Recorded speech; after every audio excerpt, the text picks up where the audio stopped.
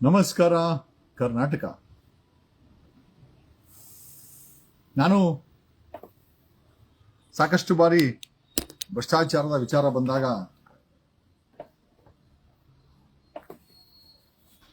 SITಗೆ 2,000 ಕೋಟಿ ಆಮಿಷ ಕೊಟ್ರಂತೆ.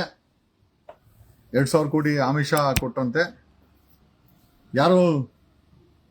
ಯಾರು ಸರ್ಕಾರದವ್ರಿಗೆ 15,000 ಕೋಟಿ ಬಂತಂತೆ. ಅಪೋಸಿಷನ್ ಲೀಡರ್ಗೆ ಅಪೋಸಿಷನ್ ಅವ್ರಿಗೆ 25,000 ಕೋಟಿ ಬಂತು ಅಂತ ಒಂದಷ್ಟು ಜನ ಏನ್ ಈ ಜಗದೀಶ್, ಈ ವಕೀಲರು ಜಗದೀಶ್ಗೆ ಈ 1,000 ಕೋಟಿ ಫಿಗರ್ ಹೇಳಕ್ಕೆ ಏನು ಐ ಥಿಂಕ್ ಲಿಮಿಟ್ ಇಲ್ಲ ಅನ್ಕೊಂತಾರೆ. ಎಸ್, ಡೆಫಿನೆಟ್ಲಿ ನಾನು ಹೇಳ್ತಾ ಇರೋದು ಪೂರ್ತಿ ಸತ್ಯ ಇಲ್ಲ ಅಂತಂದ್ರು ಒಂದು ಆವರೇಜ್ 80 to 90% ನಾನು ಹೇಳ್ತಾ ಇರೋದು ಸತ್ಯಕ್ಕೆ ಹತ್ತಿರವಾದಂತ ಮಾತುಗಳು. ಎಕ್ಸಾಕ್ಟ್ ಆಗಿ ಇಲ್ದಿರ್ಬೋದು, ಬಟ್ 1,000 ಕೋಟಿನಲ್ಲೇ ದೊಡ್ಡ ಲೆವೆಲ್ ಭ್ರಷ್ಟ ಅಧಿಕಾರಿಗಳು, ಭ್ರಷ್ಟ ರಾಜಕಾರಣಿಗಳು ಡೀಲ್ ಮಾಡೋದು, ಅದನ್ನ ಸ್ಟಾಕು ಮಾಡ್ತಾರೆ. ಕಾರಣ ಯಾಕೆ ಅಂತಂದ್ರೆ ಚುನಾವಣೆಗಳಲ್ಲಿ ಅವರಿಗೆ ಗೊತ್ತಿರೋದು ಒಂದೇ ಒಂದು, ಜನರಿಗೆ ಆಶ್ವಾಸನೆ, ಒಳ್ಳೆ ಗೌರ್ಮೆಂಟ್ ಕೊಡ್ತೀವಿ ಅಂತ ಅವ್ರಿಗೆ ಗೆಲ್ಲಕ್ಕಾಗಲ್ಲ. ಹಣ ಹಂಚಿ ಹೇಗಾದ್ರೂ ಮಾಡಿ ಅಧಿಕಾರಕ್ಕೆ ಬಂದು ಲೂಟಿ ಮಾಡುವಂತ ಕಾರ್ಯಕ್ರಮಗಳಿಗೆ ನಿಂತ್ಕೊಳ್ತಾರೆ. 1,000 ಕೋಟಿ, 2,000 ಕೋಟಿ, 3,000 ಕೋಟಿ ಏನೂ ಅಲ್ಲ. Can you believe? ಒಬ್ಬ ವ್ಯಕ್ತಿಗೆ 9,000 ಕೋಟಿ ಪ್ರತಿದಿನ ಕಲೆಕ್ಷನ್ ಹೋಗುತ್ತೆ. 9,000 ಕೋಟಿ ಕಲೆಕ್ಷನ್ ಹೋಗುತ್ತೆ. Believe it or not. ಇದು ನನ್ ಕನ್ಫರ್ಮೇಶನ್ ಅಲ್ಲ, ಅವ್ರದೇ ಪಾರ್ಟಿಯವರು ಮಾಡಿರುವಂತ ಇಂಟೆಲಿಜೆನ್ಸಿ ಇನ್ಪುಟ್ಸ್ ಇದು. ಒಂದು ವ್ಯಕ್ತಿಗೆ ಆ ರಾಜಕಾರಣಿ ಅಂತ ಹೇಳ್ಬಹುದು, ಪ್ರತಿಷ್ಠಿತ ರಾಜಕಾರಣಿ, ತುಂಬಾ ಆಸೆ ಇಟ್ಕೊಂಡಿದ್ದಾನೆ CM ಆಗ್ಬೇಕು ಅಂತ. ಪ್ರತಿದಿನ ಒಬ್ಬ ರಾಜಕಾರಣಿಗೆ 9,000 ಕೋಟಿ ಭ್ರಷ್ಟಾಚಾರದ ಹಣ ಆತನ್ಗೆ ಹೋಗುತ್ತೆ. Can you believe it? BDA ಇಂದ ಪ್ರತಿ ದಿವಸ 5 ಕೋಟಿ ಭ್ರಷ್ಟಾಚಾರದ ಹಣ ಒಬ್ಬ ಹೆಣ್ಮಗಳ ಮನೆಗೆ ಹೋಗುತ್ತೆ. ಹಿಂಗೆ ನೆಂಟರು ಅವರು ಲೆಕ್ಕ ಹಾಕೊಳ್ಳಿ. SITಗೆ ಆಮಿಷ ಒಡ್ಡಿದ್ದಾರೆ, 2,000 ಕೋಟಿ ಕೊಟ್ಟವ್ರೆ. ಒಂದ್ ಕಡೆ 3 ಲಕ್ಷ ಕೋಟಿ ದೇಶದಿಂದ ಹೊರಗಡೆ ಹೋಯ್ತು, ಕರ್ನಾಟಕದಿಂದ ಹೊರಗಡೆ ಹೋಯ್ತು ಹವಾಲಾ ಮುಖಾಂತರ ಅಂದಾಗ ಎಷ್ಟೋ ಜನ ನಕ್ಬಿಟ್ಟು ಫೋನ್ ಮಾಡಿದ್ರು, ಏನ್ ಸಾರ್ ಹೇಳಕ್ಕೆ ಲೆಕ್ಕಾಚಾರ ಬೇಡ ಅಂತ. ಬಟ್ ಇದನ್ನೆಲ್ಲ ನಿಜಗೊಳಿಸಲು ಕಾಂಗ್ರೆಸ್ಸಿನ ಪಪ್ಪಿ ಫಿಲಂ ಆಕ್ಟರ್ ದೊಡ್ಡಣ್ಣನ ಅಳಿಯ ಮಾಡಬಾರ್ದೆಲ್ಲ ಮಾಡಿದಾನೆ, ಮನೆ ಹಾಳ. ಇಂಥ ಮಾಡಬಾರ್ದು ಮಾಡಿರೋ ಮನೆ ಹಾಳನಿಗೆ ಈ ಕಾಂಗ್ರೆಸ್ ಅವರು ಟಿಕೆಟ್ ಕೊಟ್ಟವ್ರೆ. ಅವ್ನ್ ಮಾಡಿದಿರಂತ ಕೆಲಸನೇ ಇಲ್ಲ. ಅದೆಷ್ಟು ಮನೆಗಳನ್ನ ಮುಣಿಸಿದನೋ ಗೊತ್ತಿಲ್ಲ. ಇಡಿ ಅವ್ರು ರೈಡ್ ಮಾಡಿದ್ದಾರೆ. ಇಡಿ ರೈಡ್ ಮಾಡಿದಾಗ ನೀವು ಒಂದು ಮದುವೆ ಮಾಡಿದ್ರೆ ಒಂದು ತಾಲಿ ಚೈನು, ಒಂದು ಮಾಂಗಲ್ಯ ಕೊಡ್ಸಕ್ಕೆ ನೀವು ಇಡೀ ಜೀವನವನ್ನೇ ಸರೋಗುತ್ತೆ. ಆ ಮಗಳಿಗೆ ಅಥವಾ ಆ ಮಗಳಿಗೇನಾದ್ರೂ ಮದುವೆ ಮಾಡ್ಬೇಕಾರೆ, ಮಕ್ಕಳಿಗೇನೋ ಮದುವೆ ಮಾಡ್ಬೇಕಾರೆ ಆ ಮಾಂಗಲ್ಯ ಚೈನು, ಒಂದು ಚಿಕ್ಕ ಬಳೆಗಳು, ಒಂದು ನೆಕ್ಲೆಸ್ ಕೊಡಿಸ್ಬಿಟ್ರೆ 25 ಲಕ್ಷ ಆಗುತ್ತೆ. ಆ 25 ಲಕ್ಷಕ್ಕೆ ಇಡೀ ಜೀವನವನ್ನೇ ಒತ್ತೆ ಇಡಬೇಕಾಗತ್ತೆ. And what I meant to say is, ನನಗೆ ಯಾಕೆ ವಿಚಾರ ಹೇಳ್ತಾ ಇದ್ದೀನಿ ಅಂತಂದ್ರೆ, ಇವನು ಯಾವನ ಫೋನ್ ಮಾಡ್ಬೇಡಲೇ, ಅವ್ನು ಯಾವನು ಮೆಸೆಂಜರ್ ಅಲ್ಲಿ ಫೋನ್ ಮಾಡ್ತಾವ, ಲೈವ್ ಅಲ್ಲಿ ಕೂತ್ಕೊಂಡ್ರೆ ಮೆಸೆಂಜರ್ ನೋಡ್ರಿ ಎಷ್ಟು ಸುಖವಾಗಿ ಬೆಳೆದವ್ರೆ. ಮೆಸೆಂಜರ್ ಅಲ್ಲಿ ಏನು ಫೋನ್ ಮಾಡ್ತಾರೆ ಇವರೆಲ್ಲ, ನನ್ಗೆ ಅರ್ಥ ಆಗಲ್ಲ. ಕಮಿಂಗ್ ಸ್ಟ್ರೇಟ್ ಟು ಪಾಯಿಂಟ್, ಈ ಕಾಂಗ್ರೆಸ್ಸಿನ MLA, ಚಿತ್ರದುರ್ಗದ MLA ಆಕ್ಟರ್ ದೊಡ್ಡಣ್ಣನ ಅಳಿಯ ಪಪ್ಪಿ ಗೋವಾದಲ್ಲಿ ಪಪ್ಪಿ ಹೆಸರು ಫುಲ್ ಫೇಮಸ್. ಯಾವ ಕೆಲಸ ಬೇಕಾದ್ರೂ ಮಾಡ್ಕೋತಾರೆ ಪಪ್ಪಿ. ಈ ಕಾಂಗ್ರೆಸ್ಸಿನ MLA ಪಪ್ಪಿ, ಚಿತ್ರದುರ್ಗದ MLA ಪಪ್ಪಿ, ದೊಡ್ಡಣ್ಣನ ಅಳಿಯ ಪಪ್ಪಿ ಇಡಿ ರೇಡ್ ಮಾಡಿದ್ದಾರೆ. ಆತ ಮೇಲೆ ರೇಡ್ ಮಾಡಿದಾಗ ಕ್ಯಾಶು ಕೋಟಿಗಟ್ಲೆ ಸಿಕ್ಕಿದೆ. ಚಿನ್ನ ಕೇಳ್ಬಿಟ್ಟು ಶಾಕ್ ಆಗ್ಬಿಟ್ಟೆ ಗುರು. ಮೊನ್ನೆ 21 kg ಚಿನ್ನ ಸಿಕ್ತಂತೆ. ನೆನ್ನೆ ರೇಡ್ ಮಾಡಿದಾಗ ಬರಾಬರಿ 40 kg ಚಿನ್ನ, ಅಪ್ರಾಕ್ಸಿಮೇಟ್ಲಿ 70 kg ಪ್ಯೂರ್ ಚಿನ್ನ ಪಪ್ಪಿ ಹತ್ರ ಸಿಕ್ಕಿದೆ. ಒಬ್ಬ MLA, ಕರ್ನಾಟಕದ ಒಬ್ಬ MLA ಬಳಿ 70 kg ಚಿನ್ನ ಅಂದ್ರೆ 224. ಇದರಲ್ಲಿ 99% ಭ್ರಷ್ಟಿದ್ದಾರೆ, ಉಸಿರು ಒಳ್ಳೆಗಳಿದ್ದಾರೆ. ಏನೇನ್ ಸಿಗ್ಬೋದು ಯೋಚನೆ ಮಾಡಿ. ಒಬ್ಬ ಕಾಂಗ್ರೆಸ್ಸಿನ, ಇದು 3 ಪಕ್ಷದಲ್ಲಿದೆ, ಇವ್ರು ಯಾರು ಕೂಡ ಹೊರತೇನಲ್ಲ. JDS, ಕಾಂಗ್ರೆಸ್, BJP 3ರಲ್ಲೂ ಇದ್ದಾರೆ. 70 kg ಚಿನ್ನ ಪಪ್ಪಿ ಬಳಿ ಸಿಕ್ಕಿದೆ. ಇಂಥ ಮನೆ ಹಾಳು ಮಾಡೋರ್ಗೆ ಕಾಂಗ್ರೆಸ್ ಅವರು ಎಲ್ಲಾ ಪಕ್ಷದಲ್ಲೂ ಟಿಕೆಟ್ ಅಂತವ್ರಿಗೆ ಕೊಡೋದು. ದುಡ್ಡಿದ್ಯಾ? ಇದೇ ಕಾಂಗ್ರೆಸ್ ಅಲ್ಲಿ ಮಂಡ್ಯದಿಂದ ಡಾಕ್ಟರ್ ರವೀಂದ್ರ ಸೆಕ್ರೆಟರಿ ಆಗಿದ್ರು. ಅವರನ್ನ DK ಶಿವಕುಮಾರ್ ಟಿಕೆಟ್ ಕೊಟ್ಟು ಮನೆ ಕಳ್ಸ, ಹೋಗಪ್ಪ ಮನೆಗೆ ಅಂತ. ಇಷ್ಟೇ difference. Doctor Ravindra Karnataka medical ಕೌನ್ಸಿಲ್ಗೆ ಮೆಂಬರ್ ಆಗಿದ್ದಾರೆ, ಎಲೆಕ್ಟೆಡ್ ಮೆಂಬರ್. ಒಬ್ಬ ವೈದ್ಯನಿಗೆ ಜನರಲ್ ಸೆಕ್ರೆಟರಿ ಆಗಿದ್ದವನಿಗೆ ಡಿ ಕೆ ಶಿವಕುಮಾರ್ ಟಿಕೆಟ್ ಕೊಡಿಲ್ಲ. ಕಾರಣ ಯಾಕೆಂದ್ರೆ ಅವ್ರ ಹತ್ರ ದುಡ್ಡಿಲ್ಲ. ಅಂದ್ರೆ ಇವ್ರಿಗೆ ಬೇಕಾದಂತ ದುಡ್ಡಿಲ್ಲ. ಸಣ್ಣ ಪುಟ್ಟ ಖರ್ಚುಗಳಿಗೆ ಎಲೆಕ್ಷನ್ ಕಮಿಷನ್ 7 ಲಿಮಿಟ್ ಅಲ್ಲಿ ಖರ್ಚು ಮಾಡಕ್ಕೆ ಅಯ್ಯಪ್ಪನ ದುಡ್ಡಿತ್ತು. ಅಂತ ಒಳ್ಳೆ ವ್ಯಕ್ತಿಗೆ ಡಿ ಕೆ ಶಿವಕುಮಾರ್ ಟಿಕೆಟ್ ಕೊಟ್ಟಿಲ್ಲ. ಇಂತ ದರಿದ್ರ ಬೇವರ್ಸಿಗಳಿಗೆ, ಲೂಟಿಕೋರರಿಗೆ, ದರೋಡೆಕೋರರಿಗೆ, ಮನೆ ಹಾಳು ಮಾಡೋ ಅಂತ ಈ ಪಪ್ಪಿ ಅಂತವ್ರಿಗೆ ಈ ಡಿ ಕೆ ಶಿವಕುಮಾರ್, ಈ ಕಾಂಗ್ರೆಸ್ ಅವರು ಟಿಕೆಟ್ ಕೊಟ್ಟವ್ರೆ. ಇಡಿ ರೇಡ್ ಅಲ್ಲಿ 70 ಕೆಜಿ, ಅಪ್ರಾಕ್ಸಿಮೇಟ್ಲಿ 70 ಕೆಜಿ ಚಿನ್ನ, ಅಂದ್ರೆ 70 ಕೋಟಿ ರೂಪಾಯಿ ಚಿನ್ನ.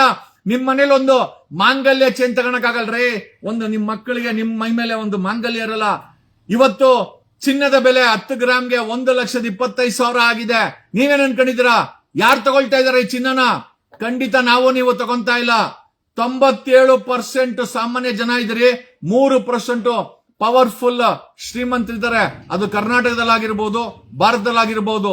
3% ಜನ ಭ್ರಷ್ಟ ಅಧಿಕಾರಿಗಳು, ಭ್ರಷ್ಟ ರಾಜಕಾರಣಿಗಳು ಆಫ್ ಆಲ್ ದ ಪಕ್ಷ. ಬರೀ ಇದು ಕಾಂಗ್ರೆಸ್ ಕತೆ ಅಲ್ಲ. ಪ್ರತಿ ಒಬ್ಬ MLA 99% MLAಗಳದೆಲ್ಲ ಇದೇ ಕತೆ. ಮೊನ್ನೆ MLA ವಿಶ್ವನಾಥ್ ಡಿಕ್ಲೇರ್ ಕೊಟ್ಟಿರೋದು 5 ಕೆಜಿನ 6 ಕೆಜಿ ಚಿನ್ನ. 6 ಕೆಜಿ ಚಿನ್ನ ಅಂದ್ರೆ 6 ಕೋಟಿ ರೂಪಾಯಿ. ಈ MLA ಬರೋದು 1 ಲಕ್ಷ ರೂಪಾಯಿ ಸಂಬಳದಲ್ಲಿ 6 ಕೋಟಿ ರೂಪಾಯಿ ಚಿನ್ನ ಎಲ್ಲಿಂದ ಬಂತು? MLA ವಿಶ್ವನಾಥನ್ಗೆ ಯಾರು ಕೇಳಲ್ಲ. ಕಂಪ್ಲೇಂಟ್ ಕೊಟ್ರೆ FIR ರಿಜಿಸ್ಟರ್ ಮಾಡಿಲ್ಲ ಅವನ ಮೇಲೆ. ಇದೇ ಕಾಂಗ್ರೆಸ್ ಸರ್ಕಾರದಲ್ಲಿ ಅವನು ಪ್ರೊಟೆಸ್ಟ್ ಮಾಡ್ದ ಹುಡುಗರ ಕೈಯಲ್ಲಿ ಯಲಹಂಕದಲ್ಲಿ. ಕಂಪ್ಲೇಂಟ್ ಕೊಟ್ರೆ FIR ಮಾಡಲ್ರಿ. ಅಂಟಮ್ಮಂತ್ರ ಹೆಂಗಿದೆ ನೋಡಿ. ಅಪ್ರಾಕ್ಸಿಮೇಟ್ಲಿ 70 ಕೆಜಿ ಚಿನ್ನ ಇಡಿ ವಶಪಡಿಸ್ಕೊಂಡಿದೆ ಅಂತಂದ್ರೆ ನೀವು ಕೇಳ್ಬೋದು, ಈ ಪಪ್ಪಿಗಿಂತ ವೆಲ್ತ್ ಲಿಸ್ಟ್ ಅಲ್ಲಿ ಇದಾರ ಅಂತ. ನೀವು ನಂಬ್ತೀರಾ ಇಲ್ಲ. ಒಂದು ಇಂಟೆಲಿಜೆನ್ಸಿ ಇನ್ಪುಟ್ ಕೊಡ್ತೀನಿ. ನಮ್ಮ ಕರ್ನಾಟಕದಲ್ಲಿ ಒಬ್ಬ ವ್ಯಕ್ತಿ ಹತ್ರ 33 ಲಕ್ಷ ಕೋಟಿ ಅನಧಿಕೃತ ಆಸ್ತಿ ಇದೆ. 33 ಲ್ಯಾಕ್ ಕ್ರೋರ್ಸ್. ಭಾರತದ ಬಜೆಟ್ 35 ಲಕ್ಷ ಕೋಟಿ. ಭಾರತದ 1 ವರ್ಷದ ಬಜೆಟ್ ಅಷ್ಟು ಒಬ್ಬ ರಾಜಕಾರಣಿ ಹತ್ರ ಆಸ್ತಿ ಇದೆ, ಅನಧಿಕೃತ ಆಸ್ತಿ ಇದೆ. ಇದು ಇಂಟೆಲಿಜೆನ್ಸಿ ರಿಪೋರ್ಟ್. ನಾನು ನಿಮ್ಗೆ ಹೇಳ್ತಾ ಇರೋದು. ನಾನು ಯಾವ್ದು ಸುಮ್ನೆ ಏನೋ ಬಾಯಿ ಚಪ್ಪಲಿಗೆ ನಿಮ್ಮ ಹತ್ರ ಹೇಳ್ತಾ ಇಲ್ಲ. 33,000 ಕೋಟಿ ಇದೆ ಬಿಟಿಕಾಯಿನ್ ಅಲ್ಲಿ. ಓವರ್ಸೀಸ್ ಇನ್ವೆಸ್ಟ್ಮೆಂಟ್ಸ್, ಆಮೇಲೆ ವಿದೇಶ ಬ್ಯಾಂಕ್ಗಳಲ್ಲಿ ದುಡ್ಡು, ಭಾರತದಲ್ಲಿ ಅವನ ಇನ್ವೆಸ್ಟ್ಮೆಂಟ್. ಕರ್ನಾಟಕದ ನಂಬರ್ 1 ಅನಧಿಕೃತ ಆಸ್ತಿ ಹೊಂದಿರುವಂತ ವ್ಯಕ್ತಿ. ಅವನ ಹೆಸರು ಹೇಳೋದು ಬೇಕಾಗಿಲ್ಲ. 33,000 ಕೋಟಿ ಅವನು ಗೊತ್ತಿದೆ. ನಾನು ಯಾರ ಬಗ್ಗೆ ಮಾತಾಡ್ತಾ ಇದ್ದೀನಿ ಅಂತ ಅವನು ಗೊತ್ತಿದೆ. ಎರಡನೇ ಸ್ಥಾನದಲ್ಲಿ 18 ಲಕ್ಷ ಕೋಟಿ. ನಾನು ಹೇಳ್ತಾ ಇರೋದು ಮೊದಲನೇ ಸ್ಥಾನದಲ್ಲಿ 33 ಲಕ್ಷ ಕೋಟಿ. ಭಾರತದ ಬಜೆಟ್ ಅಷ್ಟು ಒಬ್ಬನ ಹತ್ರ ಆಸ್ತಿ ಇದೆ ಅಂತ ನಂಬ್ತೀರಾ ನೀವು? ಎರಡನೇ ಸ್ಥಾನದಲ್ಲಿ 18 ಲಕ್ಷ ಕೋಟಿ ಒಬ್ಬ ರಾಜಕಾರಣಿದಿದೆ. ಎರಡನೇ ಸ್ಥಾನ. ಮೂರನೇ ಸ್ಥಾನಕ್ಕೆ 13 ಲಕ್ಷ ಕೋಟಿ 4 ಜನ ಇದ್ದಾರೆ. 9 ಲಕ್ಷ ಕೋಟಿ ಕರ್ನಾಟಕದ 2 ವರ್ಷದ ಬಜೆಟ್ ಹತ್ರ ಆಸ್ತಿ 8 ಜನ ಹತ್ರ ಇದೆ. 5 ರಿಂದ 6, 7 ಲಕ್ಷ ಕೋಟಿ ಹಣ ಅನಧಿಕೃತ ಆಸ್ತಿ ಹೊಂದಿರುವಂತ MLAಗಳ ಸಂಖ್ಯೆ 80 ರಿಂದ 90 ಇದೆ. ಅವ್ರ ಹತ್ರ ಹಿಂಗೆ ಸುಮ್ಮನೆ 7-8 ಲಕ್ಷ ಕೋಟಿ ಆಸ್ತಿ ಇದೆ ಅವ್ರ ಹತ್ರ. ಕರ್ನಾಟಕದವ್ರು ಹೇಳ್ತಾ ಇದ್ದೇನೋ, ನಾನು ಭಾರತದ ಸರ್ವೆ ಮಾಡ್ತಾ ಇಲ್ಲ. ಕರ್ನಾಟಕದಲ್ಲಿ ಭ್ರಷ್ಟ ರಾಜಕಾರಣಿಗಳ ಬಳಿ ಇರುವಂತ ಅನಧಿಕೃತ ಆಸ್ತಿನ ನೀವು ಲಿಸ್ಟ್ ಮಾಡ್ತಾ ಹೋದ್ರೆ ಮೊದಲನೇ ಸ್ಥಾನದಲ್ಲಿ 33 ಲಕ್ಷ ಕೋಟಿ. ನೀವು ಹೇಳ್ಬೋದು ಏನ್ ನಗ್ತೀರಾ ಜಗದೀಶ್ ಅವರೇ, ಏನ್ ಭಾರತದ ಬಜೆಟ್ ಅಷ್ಟು ದೇಪವನೇ ಗುರು, ದೇಪವನೇ. ವಂಶ ಪರಂಪರವಾಗಿ ಆಡಳಿತ ಮಾಡ್ಕೊಂಡ್ ಬಂದಾರೆ ದೇಪವ್ರೆ. ಇಲ್ಲ ಅಂತ ಹೇಳ್ತಾರೆ. 18 ಲಕ್ಷ ಕೋಟಿ ಎರಡನೇ ಪ್ಲೇಸು, 13 ಲಕ್ಷ ಕೋಟಿ ಮೂರನೇ ಪ್ಲೇಸ್ ಅಲ್ಲಿ 4 ಜನ ಇದ್ದಾರೆ. 9 ಲಕ್ಷ ಕೋಟಿ 9 ಜನ ಏನೋ ಇದಾರಂತೆ. 5 ರಿಂದ 6 ಲಕ್ಷ ಕೋಟಿ ಆಸ್ತಿ ಇರುವಂತ MLAಗಳ ಸಂಖ್ಯೆ 80 ರಿಂದ 90.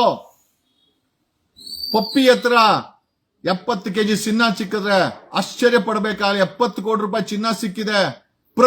ಆಲ್ಮೋಸ್ಟ್ 99% MLAಗಳ ಬಾಳೆಲ್ಲ ಇದೆ. ಬರೀ ಅವ್ರ ಹತ್ರ ಒಂದೇ ಅಲ್ಲ, ಭ್ರಷ್ಟ ಅಧಿಕಾರಿಗಳಿದ್ದಾರೆ. IAS ಅಲ್ಲಿ ಭ್ರಷ್ಟ ಇದ್ದಾರೆ, IPS ಅಲ್ಲಿ ಭ್ರಷ್ಟ ಇದ್ದಾರೆ. ಡಿಕ್ಲೇರ್ಡ್ ಡಿ ಕೆ ಶಿವಕುಮಾರ್ ಒಬ್ಬನೇ 1400 ಕೋಟಿ. ನಾನು ಡಿ ಕೆ ಶಿವಕುಮಾರ್ಗೆ ಒಂದು ಪ್ರಶ್ನೆ ಕೇಳಬೇಕು. ಗುರು ಡಿ ಕೆ ಶಿವಕುಮಾರ್ ಗುರು, ಮೊನ್ನೆ ಏನ್ ಹೇಳಿದ್ರೆ ಧರ್ಮಸ್ಥಳದ ಡೆಲ್ಲಿಗೆ ಬುರ್ಡೆ ಹೋಗಿದ್ ನಿಮ್ಗೆ ಗೊತ್ತಿತ್ತಂತೆ. ವಾ ಎಂತ ಇಂಟೆಲಿಜೆನ್ಸಿ ರಿಪೋರ್ಟ್ ನಿಮ್ಮ ಹತ್ರ. ಮತ್ತೆ ಯಾಕಪ್ಪ ಸುಮ್ನೆ ಇದ್ದೆ ಮತ್ತೆ? ಓಕೆ, ಡೆಲ್ಲಿಗೆ ಬುಲ್ಡೆ ಹೋಗಿದ್ ಗೊತ್ತಂತೆ, ಈ ಗ್ಯಾಂಗ್ ಮಾಡ್ತಾ ಇದ್ದಿದ್ ಗೊತ್ತಂತೆ. ಅಲ್ಲನ ಹೋಗ್ಲಿ, ಒಬ್ಬ ಗ್ಯಾಂಗ್ಸ್ಟರ್ ತರ ಈ ಪಪ್ಪು ಇವನ ಪಪ್ಪಿಗೆ ಟಿಕೆಟ್ ಕೊಟ್ಟಿದ್ಯಲ್ಲ ಗುರು ಡಿ ಕೆ ಶಿವಕುಮಾರ್, ಇದ್ರ ಬಗ್ಗೆ ನಿನಗೆ ಇನ್ಫಾರ್ಮೇಶನ್ ಇರ್ಲಿಲ್ಲ, ಗೊತ್ತಿತ್ತು ನಿನಗೆ. ಇಂಥ ಭ್ರಷ್ಟೆ ನಿನಗೆ ಬೇಕಾಗಿರೋದು. ಈ ತರ ಭ್ರಷ್ಟಾಚಾರಿಗಳನ್ನ ಬೆಳೆಸೋಕೋಸ್ಕರನೇ ತಾವು ಡೆಪ್ಯೂಟಿ ಸಿಎಂ ಆಗಿರೋದು, ಮುಂದೆ ಸಿಎಂ ಆಗಬೇಕು ಅಂತ ಆಸೆ ತೋರಿಸ್ಕೊಬೇಕಾಗಿರೋದು. ಖಂಡಿತ ಹೇಳ್ತೀನಿ ಡಿ ಕೆ ಶಿವಕುಮಾರ್, ನನ್ನ ಮನಸ್ಸು ಹೇಳುತ್ತೆ ನೀನ್ ಯಾವತ್ತು ಸಿಎಂ ಆಗೋದೇ ಇಲ್ಲ ಅಂತ ನನ್ನ ಮನಸ್ಸು ಹೇಳುತ್ತೆ. ಗೊತ್ತಿಲ್ಲ, ಆದ್ರೆ ನೀನ್ ಹಣೆ ಬರ. ನನ್ ಮನಸ್ಸು ಹೇಳುತ್ತೆ ಡಿ ಕೆ ಶಿವಕುಮಾರ್ ಅಂತ ವ್ಯಕ್ತಿ ಸಿಎಂ ಆಗ್ಬಾರ್ದು ಅಂತ. ಟಿಕೆಟ್ ಕೊಟ್ಟೋನು, ಈ ಕಾಂಗ್ರೆಸ್ ಇಂದ ಟಿಕೆಟ್ ಕೊಟ್ಟೋನು ಡಿ ಕೆ ಶಿವಕುಮಾರ್. ಈ ಪಪ್ಪಿಗೆ 70 ಕೆಜಿ ಚಿನ್ನ ಸಿಕ್ಕಿದ್ದಾರೆ. ಎಷ್ಟು ಮನೆ ಹಾಳು ಮಾಡಿರ್ಬೇಕು, ಎಷ್ಟು ಲೂಟಿ ಮಾಡಿರ್ಬೇಕು, ಎಷ್ಟು ಭ್ರಷ್ಟಾಚಾರ ಮಾಡಿರ್ಬೇಕು, ಎಷ್ಟು ಮೋಸ ಮಾಡಿರ್ಬೇಕು, ಎಷ್ಟು ಡಕಾಯ್ತನ ಮಾಡಿರ್ಬೇಕು.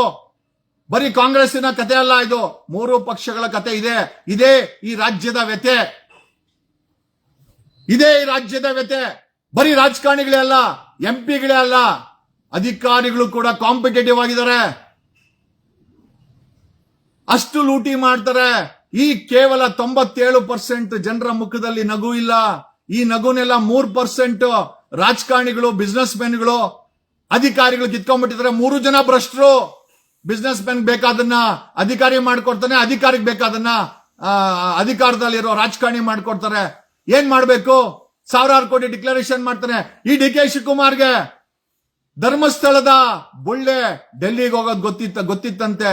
ಇದೇ ಡಿ ಕೆ ಶಿವಕುಮಾರ್ಗೆ, ಡಿಜಿಪಿ ರಾಮಚಂದ್ರನ್ ಮಗಳು 3 ವರ್ಷ ಸ್ಮಗ್ಲಿಂಗ್ ಮಾಡಿದಾಳೆ ಬೆಂಗಳೂರಲ್ಲಿ. ದುಬೈಯಿಂದ ಚಿನ್ನ ತಗೊಂಬಂದು ಈ ಡಿ ಕೆ ಶಿವಕುಮಾರ್ ಗೊತ್ತೇ ಇಲ್ಲ. ಅದನ್ನ ಕೇಳು ಅಂತೇಳು. I don't know corruption exist. English ಅಲ್ಲಿ ಮಾತಾಡ್ತಾನೆ ಡಿ ಕೆ ಶಿವಕುಮಾರ್. ಸಡನ್ ಆಗಿ ಇಂಗ್ಲಿಷ್ ಅಲ್ಲಿ ಮಾತಾಡ್ತಾನೆ, ಗೊತ್ತಿಲ್ಲ. ಕಾಲೇಜಿಂದ ಡಿಬಾರ್ ಮಾಡಿದಂತ ವ್ಯಕ್ತಿನ ತಗೊಂಬಂದು ಡೆಪ್ಯೂಟಿ ಸಿಎಂ ಮಾಡಿದಿರಲ್ಲ, ನಿಮ್ ಮನೆ ಬರ. ನಾನು ಡಿ ಕೆ ಶಿವಕುಮಾರನ ಮುಖವಾಡ ನೋಡಿದ್ದ ಅವ್ರ ಮನೆಯಲ್ಲಿ ನನ್ನನ್ನು ಕರೆದಿದ್ದ ಸೂರ್ಯ ಮುಕುಂದರಾಜು, ಅದು ಅಡ್ವೊಕೇಟ್ ಸೂರ್ಯ ಮುಕುಂದರಾಜ್ ಕರೆದಿದ್ದ. ಹೋಗಿದ್ದೆ ಯಾವಾಗ 2020 ಸದಾಶಿವನವರ ಮನೆಗೆ. ಕಾಲ್ ಮೇಲೆ ಕಾಲ್ ಹಾಕೊಂಡ್ ಕೂತ್ಕೊಂಡಿದ್ದ. ಅಲ್ಲಿ Ravi Ganiga, advocate advocate general ಆಫೀಸಲ್ಲಿ ಇದಾರೆ ಈಗ ಅವರು, ಸರ್ಕಾರದಿಂದ ಅಪಾಯಿಂಟ್ಮೆಂಟ್. ಈ ಸೂರ್ಯ ಇನ್ನೊಂದಷ್ಟು ಜನ ಇದ್ರು. ಡಿ ಕೆ ಶಿವಕುಮಾರ್ ಕಾಲ್ ಮೇಲೆ ಕಾಲ್ ಹಾಕೊಂಡ್ ಕೂತ್ಕೊಂಡ್ರು. ಅವ್ರ ಮುಂದೆ ಕೊಂಡಿಸಿದ್ರು, ಸಿಎಂ ಸಾಹೇಬ್ರು ಫ್ಯೂಚರ್ ಅಂತ. ನಾನು ಕಾಲ್ ಮೇಲೆ ಕಾಲ್ ಹಾಕೊಂಡ್ ಕೂತ್ಕೊಂಡೆ. ಎಷ್ಟು ಉರ್ಕೊಂಬಿಟ್ಟ ಡಿ ಕೆ ಶಿವಕುಮಾರ್ ಅಂತಂದ್ರೆ, ನಾನ್ ಕಾಲ್ ಮೇಲೆ ಕಾಲ್ ಹಾಕೊಂಡ್ ಕೂತ್ಕೊಂಡಿದ್ದಕ್ಕೆ ಅವ್ರ ಮನೆಯಲ್ಲಿ.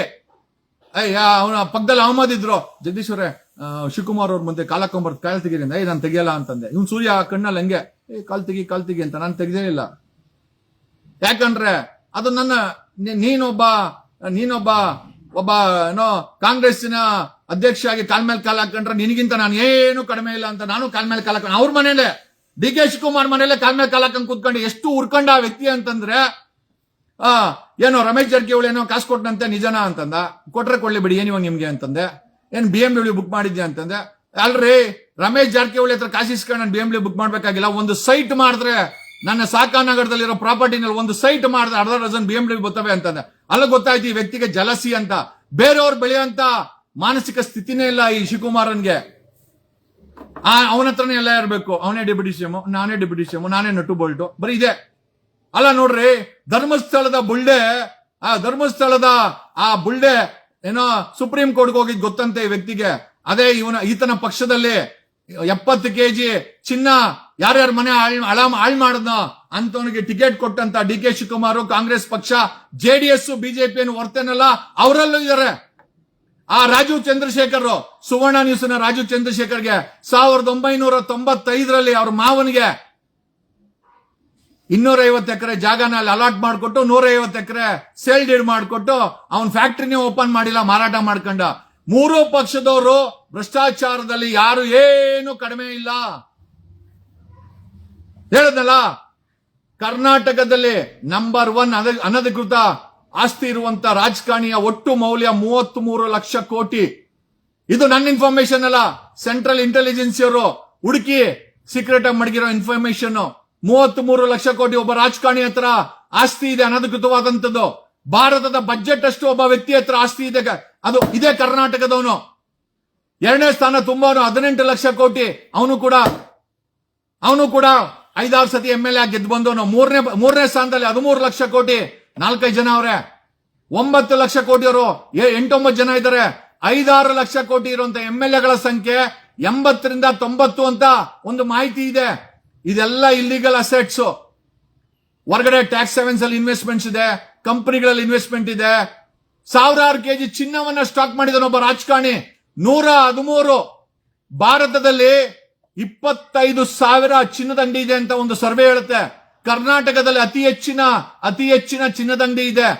ಈ ಎಲ್ಲಾ ಚಿನ್ನದಂಡಿಯವರು ಮೋಸ್ಟ್ ಆಫ್ ದ ಚಿನ್ನದಂಡಿಗಳನ್ನ 3 ಪಕ್ಷದಲ್ಲಿರೋರು ಬೇನಾಮಿಯಾಗಿ ಇಟ್ಕೊಂಡಿದ್ದಾರೆ ಅಂತ ಕೂಡ ವರದಿ ಇದೆ. ಚಿನ್ನದಂಗಡಿ ಓನರ್ಗಳು, ಬೇನಾಮಿ ಓನರ್ಗಳು ರಾಜಕಾರಣಿಗಳು ಅಂತ ಹೇಳಿದ್ರೆ ನಂಬ್ತೀರಾ? 3 ಪಕ್ಷದಲ್ಲಿದ್ದಾರೆ.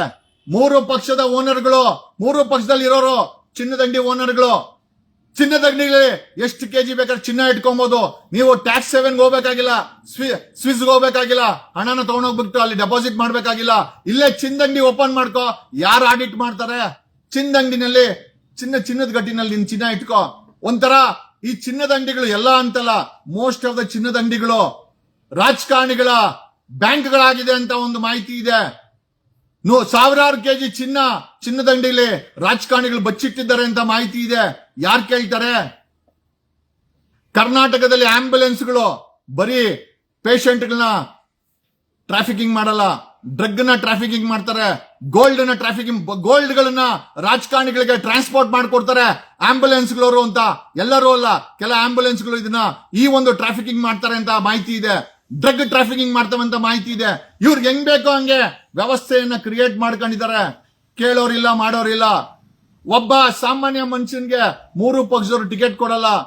ನಿನ್ನ ಹತ್ರ ಹಣ ಇದ್ರೇನೆ. ಈ ಪಪ್ಪಿ ಅನ್ನೋನು ಒಂದು ಸಣ್ಣ ಇರುವೆ. ಇವನಿಗಿಂತ ಬ್ರಹ್ಮ ರಾಕ್ಷಸರು ಈ ಕರ್ನಾಟಕದ ರಾಜಕೀಯದಲ್ಲಿ ಅಧಿಕಾರದಲ್ಲಿ ಕೂತ್ಕೊಂಡು ಪ್ರತಿದಿನ ಲೂಟಿ ಮಾಡ್ತಾ ಇದ್ದಾರೆ. ಸತೀಶ್ ಜಾರಕಿಹೊಳಿ, DK ಶಿವಕುಮಾರ್ ಹೆಲಿಕಾಪ್ಟರ್ ತಗೊಂಡು ದೊಡ್ಡ ವಿಚಾರ ಅಲ್ಲ. ನಿಮ್ ಬಳಿ ಕಾರ್ ತಗೊಂಡ್ರೆ ಅದು EMI ಕಟ್ತೀರಾ, ಅದು ನಿಮ್ಮ ಹತ್ರ ಉಳ್ಕೊಂಡ್ರೆ ಖಂಡಿತವಾಗಿ ಅದೊಂದು ದೊಡ್ಡ ವಿಚಾರ. ಸತೀಶ್ ಜಾರಕಿಹೊಳಿ ಬೇಜಾನ್ ಕಾಸಿದೆ, ಬೇಜಾನ್ ಅಧಿಕಾರದಲ್ಲಿ ಮಾಡ್ತಾರೆ. DK ಶಿವಕುಮಾರ್ ಮಾಡ್ಕೊಂತಾನೆ.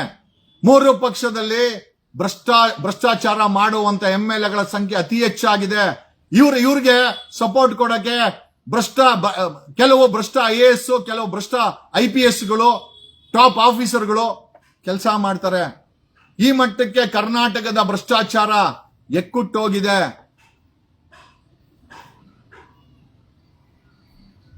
$42 ಕೇಸ್ ಇದೆ. ನಾಗೇಂದ್ರ ಅವನು ಕ್ಯಾಬಿನೆಟ್ ಮಿನಿಸ್ಟ್ರು. 42 ಕೇಸ್ ಇರೋನು, ಕಾಂಗ್ರೆಸ್ ಅಲ್ಲಿ 42 ಕೇಸ್ ಪೆಂಡಿಂಗ್ ಇರೋನು ಕ್ಯಾಬಿನೆಟ್ ಮಂತ್ರಿ ರೀ. ಅವನ ಮೇಲೆ ಯಾವ್ದು ರೌಡಿ ಶೀಟರ್ ಓಪನ್ ಮಾಡಲ್ಲ. ಪೊಲೀಸವ್ರಿಗೆ ಮೀಟರ್ ಬೇಕಲ್ಲ, ಪೊಲೀಸವ್ರಿಗೆ ಮೀಟರ್ ಬೇಕಲ್ವಾ? ಯಾಕೆ ಓಪನ್ ಮಾಡ್ತಾರೆ? ಇದೇ ಸಿದ್ದರಾಮಯ್ಯನವ್ರ ಮೇಲೆ 13 ಕೇಸ್ ಇದೆ. DK ಶಿವಕುಮಾರ್ ಮೇಲೆ 19 ಕ್ರಿಮಿನಲ್ ಕೇಸ್ ಇದೆ. ರಾಜ್ಯದ ಹೋಮ್ ಮಿನಿಸ್ಟರ್ ಮೇಲೆ 3 ಕೇಸ್ ಪೆಂಡಿಂಗ್ ಇದೆ. ಅಫಿಡೇವಿಟ್ ಅಲ್ಲಿ ಇವರೇ ಡಿಕ್ಲೇರ್ ಮಾಡ್ಕೊಂಡಿರೋದು. ನಾನೇನು ಹುಡುಕಿ ಹೇಳ್ತಾ ಇಲ್ಲ. ಇವರು ಎಲೆಕ್ಷನ್ ಕಮಿಷನ್ಗೆ ಕೊಟ್ಟರು ಅಂತ ಅಫಿಡೇವಿಟ್ ಅಲ್ಲಿ ಕ್ರಿಮಿನಲ್ ಕೇಸ್ಗಳ ಡೀಟೇಲ್ಸ್ ಇದೆ. ನಾನು ಅದನ್ನ ನೋಡ್ಕೊಂಡು ಹೇಳ್ತಾ ಇರೋದು. 20 ಕೇಸ್ ಇರುವಂತ ಮೈನಿಂಗ್ ಅಲ್ಲಿ ಹೆಸರು ಮಾಡಿ ಜೈಲ್ ಸೇರಿದಂತ ಜನಾರ್ದನ್ ರೆಡ್ಡಿ 20 ಕೇಸ್ ಪೆಂಡಿಂಗ್ ಇದೆ. 1 ಕೇಸಲ್ಲಿ ಕನ್ವಿಕ್ಷನ್ ಆಗಿದೆ. ನಾನೇನ CM ಆದ್ರೆ ಖಂಡಿತವಾಗಿ ಸಾಮಾನ್ಯ ಜನರು MLA ಯಾಕಾಗಬೇಕು? ಸಾಮಾನ್ಯ ಜನರ ಮಕ್ಕಳು ತಾಲೂಕ್ ಪಂಚಾಯತಿ ಮೆಂಬರ್ ಯಾಕಬೇಕು, ಗ್ರಾಮ ಪಂಚಾಯತಿ ಮೆಂಬರ್ ಯಾಕಬೇಕು, ಕಾರ್ಪೊರೇಟರ್ ಹಾಕಬೇಕು, ಕೌನ್ಸಿಲರ್ ಹಾಕಬೇಕು ಅಂತಂದ್ರೆ ಈ ಲೂಟಿಕೋರರಿಂದ ಒಂದು ರಿಪ್ಲೇಸ್ಮೆಂಟ್ ಕ್ರಿಯೇಟ್ ಮಾಡಬೇಕಾದಂತ ಅವಶ್ಯಕತೆ ಕರ್ನಾಟಕದ ರಾಜಕೀಯಕ್ಕಿದೆ. We need to create an political alternative. ಸಾಮಾನ್ಯ ಜನರ ಮಕ್ಕಳು ಬರೀ ಓಟ್ ಹಾಕೋದಲ್ಲ. You should become a councillor. ನೀವು ಗ್ರಾಮ ಪಂಚಾಯತಿ ಮೆಂಬರ್ ಆಗಬೇಕು. ನನ್ನ ಇಷ್ಟ. ತಾಲೂಕ್ ಪಂಚಾಯತಿ ಮೆಂಬರ್ ಆಗಬೇಕು. ಬರೀ ಡಾಕ್ಟರ್ ಆಗ್ತೀನಿ, ಲಾಯರ್ ಆಗ್ತೀನಿ, ಇಂಜಿನಿಯರ್ ಆಗ್ತೀನಿ, ಹೋಟೆಲ್ ಮ್ಯಾನೇಜ್ಮೆಂಟ್ ಮಾಡ್ತೀನಿ. ರಾಜಕಾರಣಿ ಯಾರಾಗ್ತಾರೆ? ರಾಜಕಾರಣಿ ಇವ್ರ ಅಪ್ಪನ ಮನೆ ಸೊತ್ತ. ಒಬ್ಬ ಪಪ್ಪಿ ಹತ್ರ 70 ಕೆಜಿ ಚಿನ್ನ ಸಿಕ್ಕಾಕೊಂಡಿದೆ. ಎಷ್ಟು ಮನೆ ಹಾಳು ಮಾಡಿರ್ಬೇಕು? ಒಬ್ಬೊಬ್ಬನ್ನು ರೇಡ್ ಮಾಡಿದ್ರೆ 224 ಜನ ಒಬ್ಬೊಬ್ಬನ್ನು ರೇಡ್ ಮಾಡಿದ್ರೆ ಬೇನಾಮಿ ಇವ್ರು ಮಾಡಿರುವಂತ ಅಕ್ರಮ ಆಸ್ತಿ ಎಷ್ಟು ಸಿಗಬಹುದು? ಕರ್ನಾಟಕದ ಸಾಲ, ಭಾರತದ ಸಾಲವನ್ನೇ ತೀರಿಸಬಹುದು. ಧರ್ಮಸ್ಥಳದ ವಿಚಾರದಲ್ಲಿ 3 ಪಾರ್ಟಿಯವರು ಬಿಟ್ಕೊಡಲ್ಲ. ಯಾಕೆ ಅಂತಂದ್ರೆ 3 ಪಾರ್ಟಿಯವ್ರಿಗೆ ಅವರು ಏನ್ ಕೊಡ್ಬೇಕು ಅದನ್ನ ಕೊಡ್ತಾರೆ. ಹಾಗಾಗಿನೇ 3 ಪಾರ್ಟಿಯವ್ರನ್ನ ಮುಟ್ಟಲ್ಲ. ಕುಮಾರಣ್ಣ ಅಂತಿರಲ್ಲ. ಯಾವ ಕುಮಾರಣ್ಣ ಸಾಮಾನ್ಯ ಜನರ ಪರವಾಗಿ ನಿಂತ್ಕೊಂಡಿಲ್ಲ. ಕಾಸಿರೋರ್ ಪರವಾಗಿ ಕುಮಾರಣ್ಣ ನಿಂತ್ಕೊಂಡ, ಕಾಸಿರೋರ್ ಪರವಾಗಿ ಕಾಂಗ್ರೆಸ್ ನಿಂತ್ಕೊಂತು, ಕಾಸಿರೋರ್ ಪರವಾಗಿ ಯಡಿಯೂರಪ್ಪನ ಮಕ್ಕಳು ನಿಂತ್ಕೊಂಡ್ರು. ಮತ್ತೆ ಸಾಮಾನ್ಯ ಜನರ ಪರವಾಗಿ ಯಾರಿದ್ದಾರೆ? ಯಾರು ಇಲ್ಲ. ಸಾಮಾನ್ಯ ಜನರ ಇವತ್ತು ಜಾತಿ ಧರ್ಮ ಇಟ್ಕೊಂಡು ನಮ್ಮವನು ಆ ಜಾಗದಲ್ಲಿ ಕುತ್ಕೊಂಡ್ರು, ನಮ್ಮವನಂತ ಅಳೋರು. ಅದೇ ಜಾಗದಲ್ಲಿ ಅವ್ರು ಬಂದಾಗ ಇದೇ ಸಮಾಜಕ್ಕೆ ಏನ್ ಕೊಡುಗೆ ಕೊಟ್ಟಿದ್ದಾರಂತ ಒಂದ್ಸತಿ ಯೋಚನೆ ಮಾಡಿ. ಏನು ಕೊಡಲ್ಲ. ಒಕ್ಕಲಿಗ ಬಂದ್ರೆ ಒಕ್ಕಲಿಗರಿಗೆ ಏನು ಮಾಡಿಲ್ಲ. ಲಿಂಗಾಯತರವ್ರು ಬಂದ್ರೆ ನನಗೆ ಗೊತ್ತಿಲ್ಲ ಏನ್ ಮಾಡಿದಾರಂತ, ನನಗೆ ಗೊತ್ತಿಲ್ಲ. ನಮ್ಮ ಒಕ್ಕಲಿಗರ ಸಮುದಾಯದವ್ರದ್ದು ಏನೂ ಮಾಡಿಲ್ಲ. ಅಶೋಕ, ಡಿ ಕೆ ಶಿವಕುಮಾರ್, ಕುಮಾರಸ್ವಾಮಿ ಅವ್ರವ್ರ ಮನೆನ ಬೆಳೆಸ್ಕೊಂಡವ್ರೆ. ನಮಗಂತೂ ಏನೂ ಮಾಡಿಲ್ಲ ಅಂತ ನನಗನ್ನಿಸ್ತದೆ. ಬೇರೆ ಸಮುದಾಯದ ಬಗ್ಗೆ ನಾನು ಮಾತಾಡಕ್ ಹೋಗಲ್ಲ. ಯಾಕೆ? ಅನ್ವಾಂಟೆಡ್. ಬಟ್ ಎಲ್ಲರ ಕಥೆನೂ ಇದೇನೇನೆ. 45 ವರ್ಷ ಮಲ್ಲಿಕಾರ್ಜುನ ಖರ್ಗೆ ಅವರು ಗುಲ್ಬರ್ಗನ ಆಡಳಿತ ಮಾಡಿದ್ದು. ಸಿಂಗಾಪುರ್ ಮಾಡಬಹುದಾಗಿತ್ತು. ಇವತ್ತು ಕೂಡ ಚೆಂಬೆತ್ಕೊಂಡು ಹೋಗ್ತಾರೆ ಜನ. ಆ ಪರಿಸ್ಥಿತಿ ಇದೆ. ಮಣಿಪುರಕ್ಕೆ ಇದೇ ಕಾಂಗ್ರೆಸ್ಸಿನ ರಾಹುಲ್ ಗಾಂಧಿ ಹೋಗಿ ಭೇಟಿ ಕೊಟ್ಟು ಮೋದಿಯಲ್ಲಿ ಹೋಗಿಲ್ಲ ಅಂತ ಪ್ರಹಾರ ಮಾಡಿದಂತ ಇದೇ ಕಾಂಗ್ರೆಸ್ಸಿನ ರಾಹುಲ್ ಗಾಂಧಿ ಧರ್ಮಸ್ಥಳದ ವಿಚಾರದಲ್ಲಿ ತುಟಿ ಬಿಚ್ಚಲಿಲ್ಲ. ಯಾವ ರಾಹುಲ್ ಗಾಂಧಿ ಬಗ್ಗೆ ನನಗೆ ಅಭಿಮಾನ ಇತ್ತೋ ಧರ್ಮಸ್ಥಳದ ವಿಚಾರದಲ್ಲಿ ಅದು ಹೊಟ್ಟೋಯ್ತು ನನಗೆ. ಇವರೆಲ್ಲ ಏನಿದ್ರು ಅಧಿಕಾರಕ್ಕೋಸ್ಕರ ನಮ್ಮನ್ನ ಆಡಳಿತ ಮಾಡೋರು, ನಮ್ಮನ್ನ ಗೂಬೆ ಮಾಡೋರು ಅಂತ. Whatever it is said and done. 2028ಕ್ಕೆ ನಿಮ್ ಭವಿಷ್ಯ ಅಂತ ಹಾಳಾಗೋಗಿದೆ. ಎರಡೆರಡು ಶಿಫ್ಟ್ ಮಾಡಿದ್ರು ನಿಮ್ಮ ಕಮಿಟ್ಮೆಂಟ್ಗಳು ತೀರಲ್ಲ. ಮೆಟ್ರೋ ಬೆಲೆ ಜಾಸ್ತಿ ಆಗಿದೆ, ಕೆರೋಸಿನ್ ಬೆಲೆ ಜಾಸ್ತಿ ಆಗಿದೆ, ಪೆಟ್ರೋಲ್ ಬೆಲೆ ಜಾಸ್ತಿ ಆಗಿದೆ, ಗ್ಯಾಸ್ ಬೆಲೆ ಜಾಸ್ತಿ ಆಗಿದೆ, ಡೀಸೆಲ್ ಬೆಲೆ ಜಾಸ್ತಿ ಆಗಿದೆ, ಎಲೆಕ್ಟ್ರಿಸಿಟಿ ಬಿಲ್ ಜಾಸ್ತಿ ಆಗಿದೆ, ಬಸ್ ಬೆಲೆ ಜಾಸ್ತಿ ಆಗಿದೆ, ಟ್ರೈನ್ ಬೆಲೆ ಜಾಸ್ತಿ ಆಗಿದೆ, ಟೋಲ್ ಗೇಟ್ ಬೆಲೆ ಜಾಸ್ತಿ ಆಗಿದೆ, ನಿಮ್ ಮಕ್ಕಳ ಫೀಸ್ ಜಾಸ್ತಿ ಆಗಿದೆ, ನೀರಿನ ಬೆಲೆ ಜಾಸ್ತಿ ಆಗಿದೆ, ಬಾಡಿಗೆ ಜಾಸ್ತಿ ಆಗಿದೆ, ಪೊಲ್ಯೂಷನ್ ಜಾಸ್ತಿ ಆಗಿದೆ. Bangalore has become A epidemic centre for cancer. ಇಷ್ಟು ಪೊಲ್ಯೂಷನ್ ಮಾಡಿಟ್ಟಿದೀವಿ ಅಂತಂದ್ರೆ GST ಕಡಿಮೆ ಆಗಿದ್ದ ಒಂದೇ ತಿಂಗಳಲ್ಲಿ 2.5 ಲಕ್ಷ ಗಾಡಿಗಳು ಬೆಂಗಳೂರಿನ ರೋಡ್ಗೆ ಇಳಿದಿದೆ. ರೋಡ್ ಏನ್ ದೊಡ್ಡದಾಗಿಲ್ಲ, ಆ ರೋಡ್ ಅಷ್ಟೇ ಇದೆ. ಬಟ್ ಆದ್ರೆ ಗಾಡಿಗಳ ಸಂಖ್ಯೆ ಮಾತ್ರ ಜಾಸ್ತಿ ಆಗಿದೆ. ಬೆಂಗಳೂರಿನ ಜಾಯಿಂಟ್ ಕಮಿಷನರ್ ಅಂತ ಹೇಳ್ಕೊಳಂತ ಅಧಿಕಾರಿ ಗಾಡಿಗಳ ರಿಜಿಸ್ಟ್ರೇಷನ್ ಸ್ಟಾಪ್ ಮಾಡಿ ಅಂತ ಬರೆಯಕ್ಕೆ ಯೋಗ್ಯತೆ ಇಲ್ಲಂತವನು. ಲೆಕ್ಕ ಹಾಕೊಳ್ಳಿ. ಈ ಬೆಂಗಳೂರಿಗೆ, ಈ ಕರ್ನಾಟಕಕ್ಕೆ RTO ಕಮಿಷನರ್ ಇದ್ದಾರೆ, ಬೆಂಗಳೂರಿಗೆ ಜಾಯಿಂಟ್ ಕಮಿಷನರ್ ಇದ್ದಾರೆ. ಒಂದು ಲೆಟ್ರು ರಿಜಿಸ್ಟ್ರೇಷನ್ ಸ್ಟಾಪ್ ಮಾಡಿ. ವಾಹನಗಳ ಸಂಖ್ಯೆ ಜಾಸ್ತಿ ಆಗ್ತಾ ಇದೆ, ಪೊಲ್ಯೂಷನ್ ಸಂಖ್ಯೆ ಜಾಸ್ತಿ ಆಗಿದೆ. ಹೇಳ್ಕೊಳಕ್ಕೆ ಪೊಲ್ಯೂಷನ್ ಡಿಪಾರ್ಟ್ಮೆಂಟ್ ಇದೆ, ಗೆಣಸ್ಕಿಳ್ತಾರೆ. ಬೆಂಗಳೂರು ತುಂಬಾ ಬರೀ ಹೊಗೆ. ನೀವು ಕನ್ಸ್ಯೂಮ್ ಮಾಡೋ ಅಂತ ಏರ್ಕೋ ಹೊಗೆ, ನೀವು ಕನ್ಸ್ಯೂಮ್ ಮಾಡೋ ನೀರು ಅದು ಕೂಡ ಮ್ಯಾಂಗನೀಸು, ಲೆಡ್, ಈ ತರ ವಿಷಯ ಇರುವಂತದ್ದು. ಯಾರೋ ಡಿ ಕೆ ಶಿವಕುಮಾರ್ ಅಂತಾರೋ 5 ಲಕ್ಷ ರೂಪಾಯಿಂದು ವಾಟರ್ ಫಿಲ್ಟರ್ ಹಾಕಂತಾರೆ, ಚೆನ್ನಾಗಿರೋ ನೀರು ಕುಡಿತಾರೆ ಮಂತ್ರಿಗಳು, IAS IPS ಅವರು. ನೀವು ಕುಡಿಯೋದಲ್ಲ ಬರೀ ವಿಷದ ನೀರು. ಬೆಂಗಳೂರು ಎಕ್ಸ್ಪಾನ್ಷನ್ ಮಾಡ್ಕೊಂತಾನೆ ಹೋಗ್ತಾರೆ.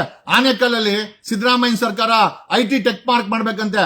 2% ಗ್ರೀನ್ ಇದೆ, 2% ಕಾಡಿದೆ. ಬೆಂಗಳೂರಲ್ಲಿ 2% ಹಸಿರಿದೆ, 98% ಕಾಂಕ್ರೀಟ್ ಇದೆ.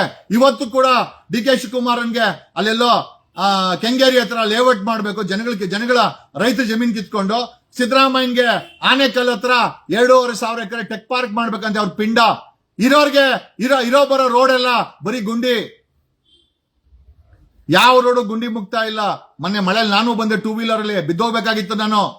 ಕಾರಲ್ಲಿ ಬಂದ್ರೆ ಸೇಫು, 2 ವೀಲರ್ ಅಲ್ಲಿ ಬಂದ್ರೆ ಗೋತಾ, ಕೆಳಗ್ ಬಿದ್ರೆ ಹತ್ತಿಸ್ಕೊಂಡು ಹೊರಟೋಗ್ಬಿಡ್ತಾರೆ. ಬೆಂಗಳೂರಿನ ಯಾವುದೇ ರೋಡು ಗುಂಡಿ ಮುಕ್ತ ಆಗಿಲ್ಲ, ಕಸ ಮುಕ್ತ ಆಗಿಲ್ಲ. D K Shivakumar incharge. ಬಿಜೆಪಿನಲ್ಲಿ ಸ್ಕ್ಯಾಮ್ ಆಯ್ತು, ಕಾಂಗ್ರೆಸ್ ಅಲ್ಲಿ ಏನಾಗ್ತಾ ಇದೆ ಕೇಳೋರಿಲ್ಲ. ಇದೇ ಡಿ ಕೆ ಶಿವಕುಮಾರ್ ಮೇಲೆ, ಸತೀಶ್ ಜಾರಕಿಹೊಳಿ ಮೇಲೆ, ಇನ್ನೊಬ್ಬರ ಮೇಲೆ ಕಮಿಷನ್ ತಗೊಳ್ಳೋಂತ ರಿಟರ್ನ್ ಕಂಪ್ಲೇಂಟ್ ಇದೆ. CM ಸಿದ್ದರಾಮಯ್ಯ ಆಕ್ಷನ್ ಮಾಡಲ್ಲ. CM ಸಿದ್ದರಾಮಯ್ಯಗೆ ತನ್ನ CM ಕುರ್ಚಿನ ಉಳಿಸ್ಕೊಳ್ಳೋದೇ ಒಂದು ದೊಡ್ಡ ಸಾಧನೆ. ಇನ್ ಕುಮಾರಸ್ವಾಮಿ ಅವ್ರ ಅಣ್ಣನ ಮಗ ಕನ್ವಿಕ್ಷನ್ ಆದ್ಮೇಲೆ ಅಂತೂ ಫುಲ್ ವೀಕ್ ಆಗ್ಬಿಟ್ಟವ್ರೆ. ಈಗ ಕರ್ನಾಟಕಕ್ಕೆ ಒಂದು ಆಲ್ಟರ್ನೇಟಿವ್ ಪೊಲಿಟಿಕ್ಸ್ ಬೇಕಾಗಿದೆ. We need N alternative politics. ನನ್ನ ಸ್ವಾರ್ಥಕ್ಕೆ ಏನೂ ಅಲ್ಲ. ನಿಮ್ ಮಕ್ಕಳು ಚೆನ್ನಾಗಿರ್ಬೇಕು, ನಿಮ್ ಮಕ್ಕಳು ನಗಬೇಕು, ನಿಮ್ ಮಕ್ಕಳು ಕಷ್ಟಪಡ್ಲಿ, ಹಿಂಸೆ ಪಟ್ಟು ಜೀವನ ಮಾಡೋದ್ ಬೇಕಾಗಿಲ್ಲ. ಒಬ್ಬ ಆಟೋ ಡ್ರೈವರ್ ಆಗಿರ್ಬೋದು, ಕ್ಯಾಬ್ ಡ್ರೈವರ್ ಆಗಿರ್ಬೋದು, ಕಸ ಗುಡಿಸೋ ಪೌರ ಕಾರ್ಮಿಕರಾಗಿರ್ಬೋದು, P1ಗಳಾಗಿರ್ಬೋದು, IT ಕಂಪನಿಗಳು ಹೋಗಾಗಿರ್ಬೋದು, ನಮ್ಮಂತ ಲಾಯರ್ ಆಗಿರ್ಬೋದು, ಡಾಕ್ಟರ್ಸ್ ಆಗಿರ್ಬೋದು, ಇಂಜಿನಿಯರ್ಸ್ ಆಗಿರ್ಬೋದು, ಬಿಸ್ನೆಸ್ ಮ್ಯಾನ್ಗಳು, ಸಣ್ಣ ಪುಟ್ಟ ಬಿಸ್ನೆಸ್ ಮ್ಯಾನ್ಗಳಾಗಿರ್ಬೋದು, ಯಾರು ಕೂಡ ನೆಮ್ಮದಿಲಿಲ್ಲ. ಎಲ್ಲರಿಗೂ ಬೆಳಗ್ಗೆ ಆದ್ರೆ ಬರೀ ಟ್ಯಾಕ್ಸ್ ಟ್ಯಾಕ್ಸ್ ಟ್ಯಾಕ್ಸ್, ತೆರಿಗೆ ತೆರಿಗೆ ತೆರಿಗೆ ತೆರಿಗೆ. ನಿಮ್ಮನ್ನ 60ರಿಂದ 70% ನಿಮ್ಮ ಸಂಪಾದನೆಯನ್ನ ಬರೀ ಟ್ಯಾಕ್ಸ್ ಅಲ್ಲೇ ಉಡಾಯಿಸ್ತೀರಾ.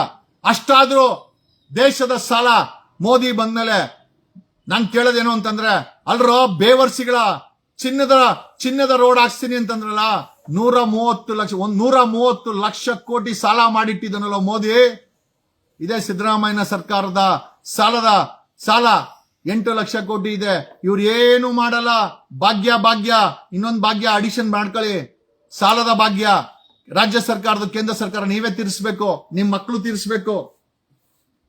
ಅವರು ಗುಲಾಮರು ಅಂತೇಳಿ ಗಲೀಜ್ ಬಟ್ಟೆ ಹಾಕಲ್ಲ, ಒಳ್ಳೆ ಬಟ್ಟೆ ಹಾಕಿನೇ ನಿಮ್ಮನ್ನು ಗುಲಾಮರು ಮಾಡಿಟ್ಟಿದ್ದಾರೆ.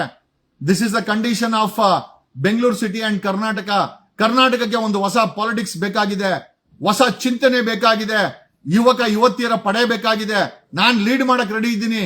I am ready to lead. Only thing is, ನೀವೆಲ್ಲ ನನ್ಗೆ ಕೈಗಳನ್ನ ಜೋಡಿಸ್ಬೇಕಾಗತ್ತೆ, ಮತಗಳನ್ನ ಕೊಡ್ಬೇಕಾಗತ್ತೆ. ಇಲ್ಲ ಅಂತಂದ್ರೆ ರೈತರ ಆತ್ಮಹತ್ಯೆ 3,000ಕ್ಕೆ ಏರಿದೆ. ಪ್ರತಿದಿನ ಆತ್ಮಹತ್ಯೆಗಳ ಸಂಖ್ಯೆ ಜಾಸ್ತಿ ಆಗ್ತಾ ಇದೆ. ಲೂಟಿಕೋರರ ಪೊಲೀಸರ ವಿಚಾರ ಅಂತೂ ಕೇಳಲೇಬೇಡಿ. ನೆನ್ನೆ ನೋಡಿ, ಅವನ್ ಯಾರೋ ಆಟೋ ಡ್ರೈವರು, ಅದ್ಯಾರೋ ಐ ಥಿಂಕ್ ಈಶಾನ್ಯ ರಾಜ್ಯದ ಹೆಣ್ಣು ಮಗಳನ್ನ ಒಡೆದು ಅವಳನ್ನ ತಿಂದು ಬಿಡ್ತಾ ಇದ್ದ. ಬರೀ ಕನ್ನಡ. ಅವನಿಗೆ ಆಟೋ ಮೀಟರ್ ಆಗ್ದಿರ ಆಟೋ ಏನೋ ದುಡ್ಡಿಸ್ಕೊಂಡಿದ್ದ, ಕೇಳಿದಾನೆ, ಆ ಎಮ್ಮ ಕೊಟ್ಟಿಲ್ಲ. ಆ ಎಮ್ಮನ್ನ ಒಡೆದು, ಆ ಎಮ್ಮನ್ನ ಬೈದು ಅಲ್ಲಿ ಕನ್ನಡ ಮಾತಾಡುವಂತಾನೆ. ಅಲ್ಲಯ್ಯ, ಮೀಟರ್ ಆಗಿ ದುಡ್ಡು ತಗೊಂಡ್ರೆ ನೀನ್ ಕನ್ನಡ ಹಾಕ್ಬೇಕು. ಕನ್ನಡ ಮಾತಾಡೋದು ಬಿಡುದು ಅವ್ರವ್ರ ಇಚ್ಛೆಗೆ ಬಿಟ್ಟಿದ್ದು. ಪ್ರೀತಿಯಿಂದ ಕನ್ನಡಿಗರು ಇರಬೇಕು.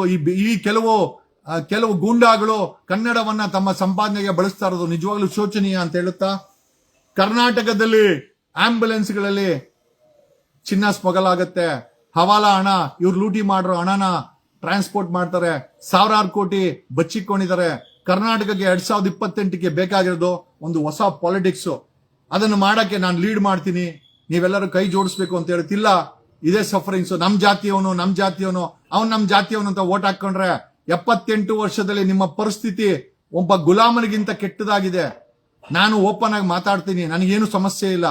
ನನ್ನ ಮೇಲೂ ಕೂಡ ಸಾಕಷ್ಟು ಪ್ರಹಾರ ಮಾಡಿದ್ರು, 4 ಬಾರಿ ಜೈಲಿಗೆ ಹಾಕಿದ್ರು. ಓಕೆ, ಮೊನ್ನೆ ಧರ್ಮಸ್ಥಳ ವಿಚಾರಕ್ಕೆ 5 ಕೇಸ್ ಹಾಕರು, ಹೈಕೋರ್ಟ್ಗೆ ಹಾಕಿದ್ದೀನಿ. ನನಗೆ ಹೆದರಿಕೆ ಇಲ್ಲ. ಯಾಕೆ ಅಂತ ಈ ದೇಶದ ಸಂವಿಧಾನ ನನಗೆ ಹಕ್ಕು ಕೊಟ್ಟಿದೆ. ಬುದ್ಧ ಬಸವಣ್ಣ ಅಂತ ಹೆಸರು ಹೇಳ್ತಾರೆ, ಮಾಡೋದೆಲ್ಲ ಅನಾಚಾರ. ಬಟ್ ನಾನು ಕುವೆಂಪು, ಬುದ್ಧ, ಬಸವಣ್ಣನವರ ತತ್ವ ಸಿದ್ಧಾಂತಗಳನ್ನ ನಂಬಿರುವಂತ ವ್ಯಕ್ತಿ. ಅವ ನಮ್ಮವ. ಬಿಜೆಪಿ ಹೇಳೋದು ಇವ್ರು ಯಾರು ನಮ್ಮವರಲ್ಲ, ಆ ಜಾತಿ ಈ ಜಾತಿ. ಈಗ ಜಾತಿ ಸಮೀಕ್ಷೆ ಬಂದ್ರು ಅಷ್ಟೇನೆ. ಯಾವ ಧರ್ಮ ಅಂತ ಕೇಳಿದ್ರೆ ಮಾನವೀಯ ಧರ್ಮ ಅಂತ ಬರೀರಿ. ನಾನೊಬ್ಬ ಹಿಂದೂ, ನಾನೊಬ್ಬ ಮುಸಲ್ಮಾನ್ ಅಂತ ಬರೆದ್ರೆ ನಿಮ್ಮನ್ನ ಒಡೆದಾಡಕ್ಕೋಸ್ಕರ ಇದನ್ನ ಮಾಡ್ತಾ ಇರೋದು ಸಿದ್ದರಾಮಯ್ಯ ಸರ್ಕಾರ. ನಿಮ್ಮನ್ನ ಹೊಡಿಬೇಕು.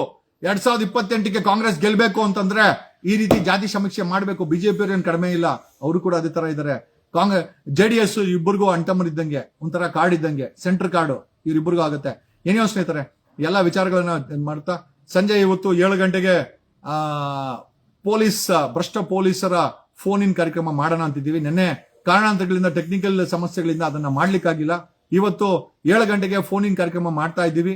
ಸಾಧ್ಯವಾರೆ ಈ ಕರ್ನಾಟಕದ ಪೊಲೀಸರ ಬಗ್ಗೆ ಬರೀ ಕೆಟ್ಟದ್ದೇ ಅಂತಲ್ಲ, ಒಳ್ಳೇದೂ ಇದೆ. ಪೊಲೀಸರ ಬಗ್ಗೆ ಒಳ್ಳೇದೂ ಇದೆ. 1 ಲಕ್ಷ ಕಾನ್ಸ್ಟೇಬಲ್ಗಳಿಗೆ 1 ಲಕ್ಷ ರೂಪಾಯಿ ಸಂಬಳ ಮಾಡೋವರೆಗೂ ನಮ್ಮ ಹೋರಾಟ ಕೂಡ ನಿಲ್ಲಲ್ಲ. ನಾನು ಅವ್ರನ್ನ ಪ್ರಶ್ನೆ ಮಾಡಬಹುದು, ಬೈಬಹುದು, ಕೇಳಬಹುದು. At the same time 1 lakh police ಕಾನ್ಸ್ಟೇಬಲ್ಗಳಿಗೆ 1 ಲಕ್ಷ ರೂಪಾಯಿ ಸಂಬಳ ಮಾಡಬೇಕು. ಅವ್ರ ಮಕ್ಕಳಿಗೆ ಕೇಂದ್ರೀಯ ವಿದ್ಯಾಲಯ ತರ ಶಾಲೆ ಕೊಡಬೇಕು, ಜೊತೆನಲ್ಲಿ ಕ್ಯಾಂಟೀನ್ ಫೆಸಿಲಿಟಿ ಕೊಡಬೇಕು, 3 ಪಾಳ್ಯದಲ್ಲಿ ಶಿಫ್ಟ್ ಇರಬೇಕು, ವಾರಕ್ಕೊಂದು ರಜಾ ಕೊಡಬೇಕು. ಇದು ನನ್ನ ಡಿಮ್ಯಾಂಡ್ ಕರ್ನಾಟಕದ ಪೊಲೀಸ್ ಕಾನ್ಸ್ಟೇಬಲ್ ಪರವಾಗಿ. ಅಟ್ ದ ಸೇಮ್ ಟೈಮ್ ಆ ಡಿಪಾರ್ಟ್ಮೆಂಟ್ ಅಲ್ಲಿರೋ ಅಪಾಯಿಂಟ್ಮೆಂಟ್ ಆಗಿರ್ಬೋದು, ಭ್ರಷ್ಟಾಚಾರ ಆಗಿರ್ಬೋದು, ಲೂಟಿಕೋರತನ ಆಗಿರ್ಬೋದು, ಕದ್ದಿರೋ ಚಿನ್ನದಲ್ಲಿ ಒಡವೆ ಮಾಡಿಸ್ಕೊಟ್ರೆ ಅದನ್ನ ಪ್ರಶ್ನೆ ಮಾಡದೇ ಇರ್ಬೋದು, ಚಾಮರಾಜಪೇಟೆ ಮಂಜಾ ಗೋಲ್ಡ್ ಹೊಡಿಕೊಲ್ಲ ಮಾದಕ ವಸ್ತುಗಳ ಸ್ಮಗ್ಲಿಂಗ್ ಆಗಿರ್ಬೋದು, ಇದನ್ನೆಲ್ಲ ಪ್ರಶ್ನೆ ಮಾಡೇ ಮಾಡ್ತೀನಿ. But at the same time ಆ ಡಿಪಾರ್ಟ್ಮೆಂಟ್ಗೆ ಬೇಕಾದಂತದ್ದು ಕಾನ್ಸ್ಟೇಬಲ್ಗಳಿಗೆ ಒಂದು ಒಳ್ಳೆ ಸೌಕರ್ಯ, ಅದಕ್ಕೂ ಕೂಡ ನನ್ನ ಹೋರಾಟ ಇದ್ದೇ ಇರುತ್ತೆ ಅಂತ ಹೇಳುತ್ತಾ, I love you police constables. ನಿಮಗೋಸ್ಕರ ನೀವು ನನ್ನ ಬೈಕೊಂಡ್ರು ಪರವಾಗಿಲ್ಲ, ಬಟ್ ನಿಮ್ಮ ಡಿಪಾರ್ಟ್ಮೆಂಟ್ ಅಲ್ಲಿ ಭ್ರಷ್ಟಾಚಾರ ಕಡಿಮೆ ಮಾಡಬೇಕು ಅಂದ್ರೆ ಪೊಲೀಸ್ ಕಾನ್ಸ್ಟೇಬಲ್ಗೆ 1 ಲಕ್ಷ ರೂಪಾಯಿ ಸ್ಯಾಲರಿ ಮಾಡ್ಲೇಬೇಕು. ಅದು ಸಿದ್ದರಾಮಯ್ಯ ಮಾಡಿಲ್ಲ ಅಂತಂದ್ರೆ ನಾನು ಅಧಿಕಾರಕ್ಕೆ ಬಂದಾಗ ಮಾಡ್ತೀನಿ. Thank you, love you all, and ಕಣ ಕಣದಲ್ಲೂ ಕನ್ನಡ.